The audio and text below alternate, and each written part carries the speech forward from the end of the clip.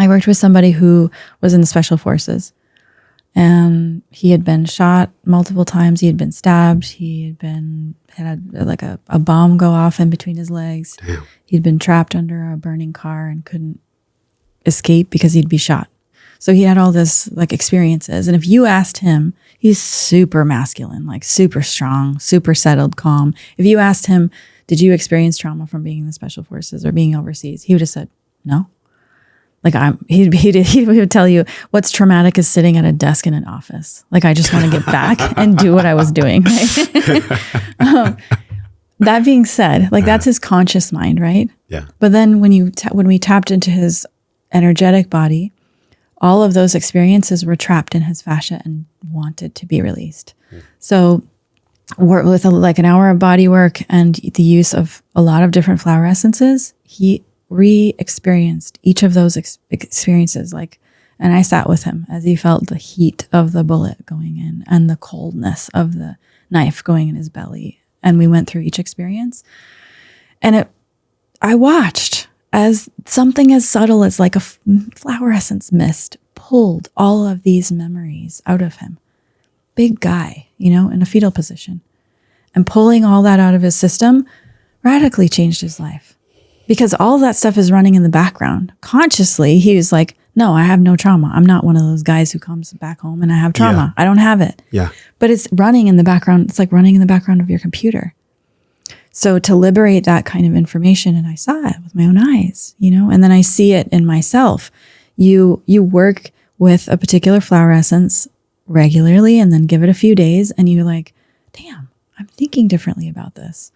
Or I'm feeling differently about this, or this thing used to really piss me off and now I'm like super even keel, or gosh, it used to be really hard to express something and it just like fell out of my mouth and everything's fine.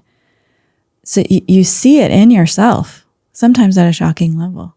Mm-hmm. It's so cool. And by the volume, you just mean that record player in the background. It just turns down. Does it ever go away fully? Yeah, for sure. It takes a long time and probably a lot of work, but okay. I would say, but yes, if you look at a particular strain of something, like you were talking about your resentment, or people have grief, or they want to be more like creatively fulfilled, or they have a habit of like not eating when they're hungry. There's so many things, right? You can definitely, I think of them as like threads. You can pull those threads out and they're gone forever. There are things and ways that I used to be that I am not anymore. What's one of those ways? And there are things that I'm still working on today. Like it's almost like layers, like things come to the forefront that like are next, Mm-hmm. Oh gosh, what's one of those things?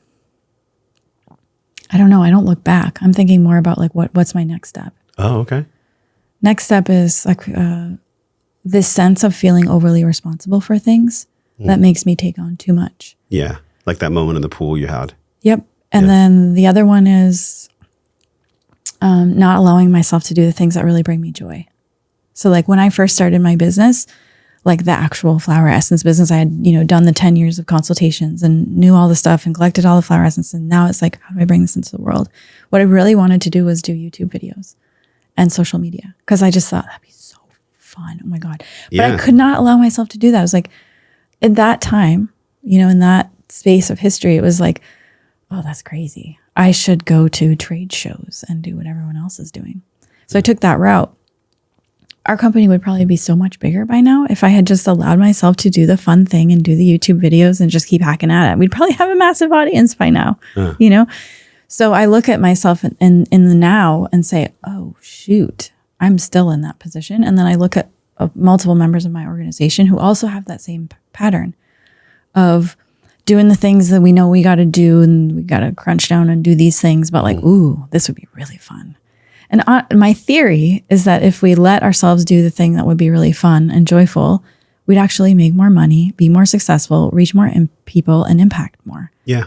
So that's one of the things I'm going to, as an organization, instill as a group, that we can hold each other accountable and like check each other on like, are you doing what makes you feel wild and free for the 80% of the time? Okay, 20% can crunch down. Yeah. That's where we do emails. And the 20%. Right.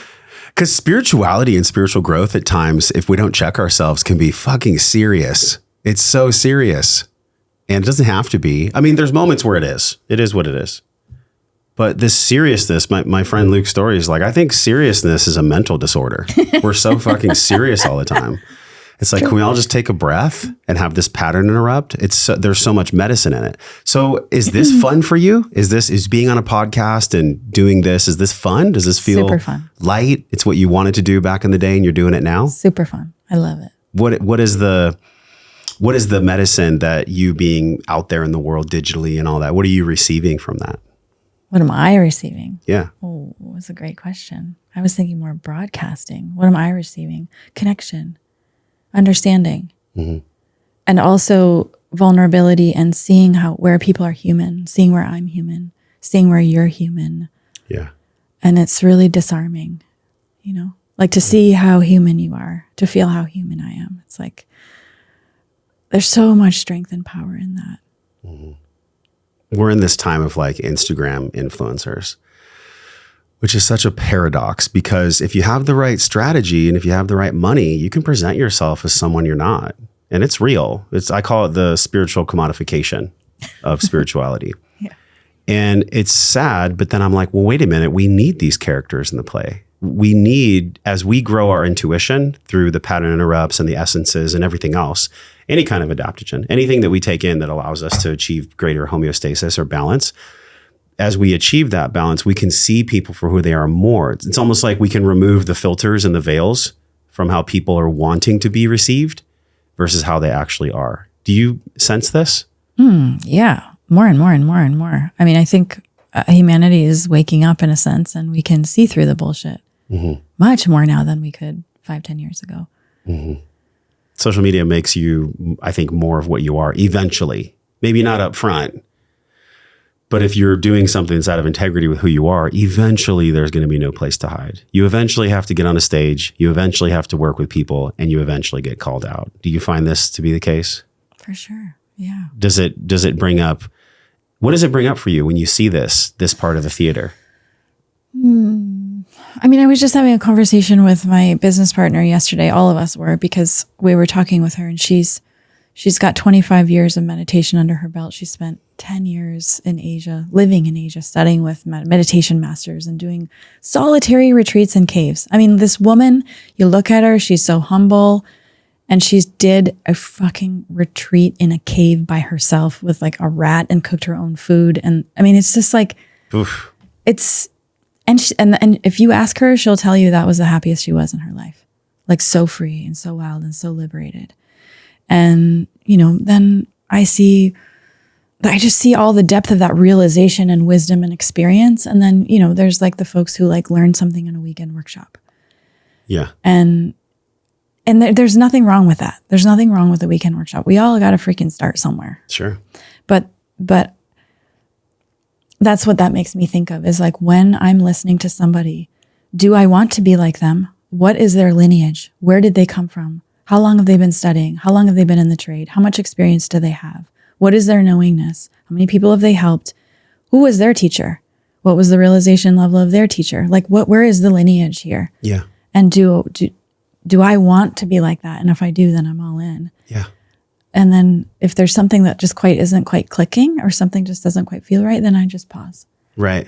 Yeah. Whenever I receive wisdom or guidance from someone, I, like you, always ask myself, do I want a portion of their life? Or does their wife or husband love them? Do their children want to spend time with them? Are they mentally sharp? Are they physically well?